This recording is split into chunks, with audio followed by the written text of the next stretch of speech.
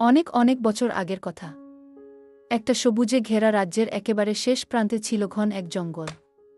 সেই জঙ্গলের মধ্যেই ছোট্ট একটা কুঁড়েঘরে বাস করত এক দরিদ্র কাঠুরিয়া আর তার একমাত্র কন্যা মেঘমালা। মেঘমালা শুধু যে রূপে সুন্দর ছিল তা নয়, তার মন আর বুদ্ধিও ছিল অসাধারণ। প্রতিদিনের মতো সেদিনও কাঠুরিয়া জঙ্গলে যাওয়ার প্রস্তুতি নিচ্ছিল। বাবা, অনেকক্ষণ ধরে কাজ করছো, আগে একটু খেয়ে নাও। মেয়ের কণ্ঠে চিন্তার ছাপ। খেয়েই যাব মা, দিন থাকতে থাকতে আবার জঙ্গলে ঢুকতে হবে। বলেই কাঠুরিয়া বেরিয়ে পড়ে।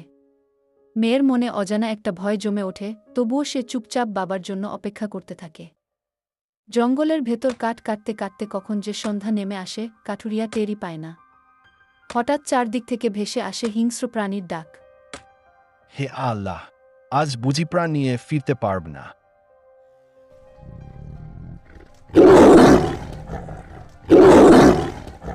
কোনোমতে পালাতে পালাতে দূরে একটা আলো দেখতে পায় সে। আশার শেষ ভরসা নিয়ে সেদিকেই এগিয়ে যায়। ভেতরে ঢুকতেই এক রহস্যময় সাধুর সাথে দেখা। সাধু শান্ত কণ্ঠে বলে, এই রাতটা এখানে থাকতে পারিস, তবে একটা শর্ত আছে। শর্তটা শুনে কাঠুরিয়া একটু থমকে যায়। কাল বাড়ি ফিরে প্রথম যাকে বা যেটাকে দেখবি সেটাই আমাকে দিতে হবে। প্রাণ বাঁচানোর তাগিদে কাঠুরিয়া রাজি হয়ে যায়।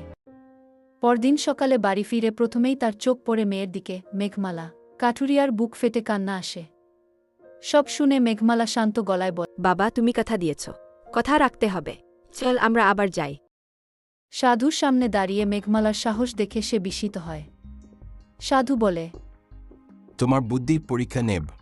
3টি প্রশ্ন, উত্তর দিতে পারলে মুক্তি। প্রশ্ন 1, পৃথিবীর সবচেয়ে মূল্যবান জিনিস কি?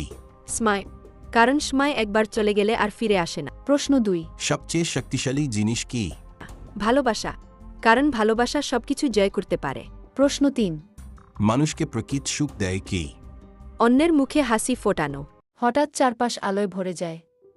সাধু আস্তে আস্তে বলে, আমি আসলে এই রাজ্যের রাজকুমার। এক অভিশাপে বন্দী ছিলাম।